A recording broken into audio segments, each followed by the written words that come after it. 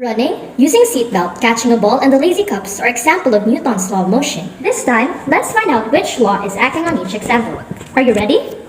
We are taught to catch the ball this way, with our hands moving down. But if you catch the ball this way, ouch! I got hurt! Now let's analyze which law explains this situation.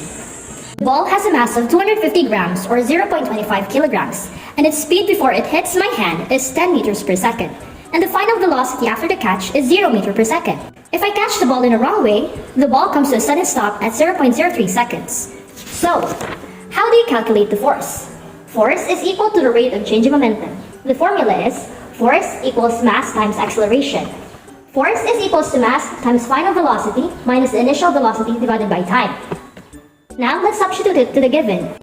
0.25 kilograms times 0 meters per second minus 10 meters per second divided by 0.03 seconds equals to negative 83 newtons. Since it is a retarding force, disregarding the sign, my hands feel a force of 83 newtons during the catch. Here, we increase the time of catch. Let's say the time is 1 second. What will be the force now? Let's compute.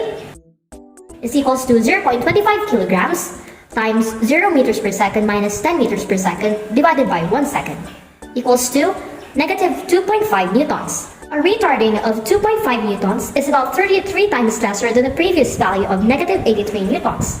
This is because of the increased time of the catch. My hand experienced lesser force, so I'm not hurt. The second law of motion, the law of acceleration, explains this example. Oh, it's time to go home!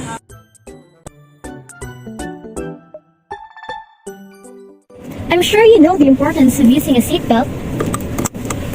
Which law of motion applies to the situation? What do you think? Did you see what happened? I was thrown forward. If I did not wear the seatbelt, I would hit the windshield. The car is moving at constant speed, then suddenly, the driver applied the brakes. The car is moving. I'm also in motion since I'm sitting in the car. When the brakes were applied, the car comes to stop, but I'm still in motion due to my inertia of motion. So, I was thrown forward. The first Newton's law of motion, the law of inertia, explains this scenario. The moral lesson here is to always be safe and fasten your seatbelt. We're here, let's jump off! Running is an example of Newton's law of motion. Which law of motion is applied? What do you think? Well, it's the law of action-reaction. Let's take a closer look. When I run, my feet are pushing the ground. My feet are applying a backward force on the ground. The ground applies a forward force on my feet, pushing me to move forward. The action is my force applied on the ground, and the reaction is the force of the ground on my feet. The two are equal and opposite. Every action has an equal and opposite reaction. Bye!